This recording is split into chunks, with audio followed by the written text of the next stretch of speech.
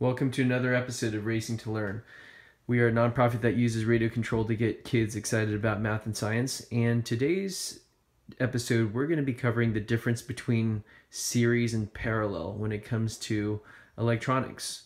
And we're just going to be using bricks here to provide a quick and easy explanation into the differences and why it matters. So when you run, we'll take each of these as a battery cell, right? When you run batteries in series, it means that you're running them end to end, right? So you can view each of these batteries as this is the positive terminal, the bottom is the negative terminal. So if we stack them up together, this is a battery pack that's being run in series.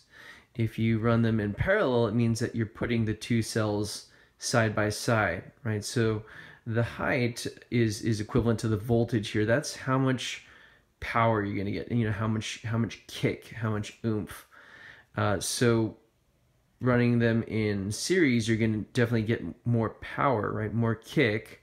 But if you run them in parallel, you're going to be able to run this battery pack for longer, right? So it's not going to have as much kick as in series, but it's going to run for theoretically twice as long, right? So that's the basic difference here, and you'll see this terminology being used in lipos in terms of 2S, 3S, 4S, 5S, 6S, and that just means how many individual lipo cells you're running in series, right? So a 2S would be 2 cells, and you can think of each cell being, usually they use the terminology of 3.7 volts, right? So 2 cells would be 2 times 3.7, which would be 7.4, right?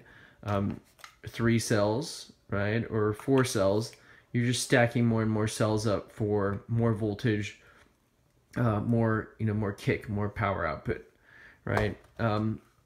So if you take a look at some of the cells that we run, like the Venom 10,000 milliamp 7.4 volt pack, this is actually a 2-cell pack.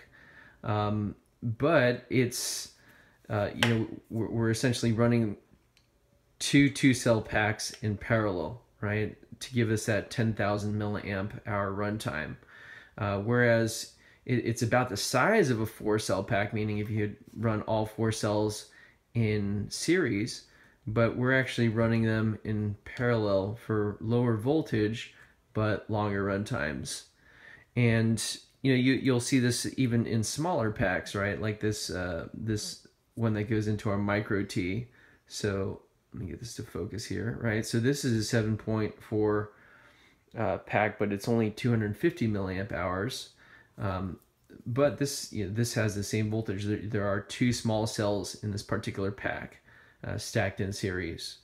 And if you go back to the nickel metal hydride packs, right, like this one over here, you'll see that it's actually a 7-cell. Again, all these cells are being run in parallel, so it's going, this is the positive terminals, right, positive to negative, etc.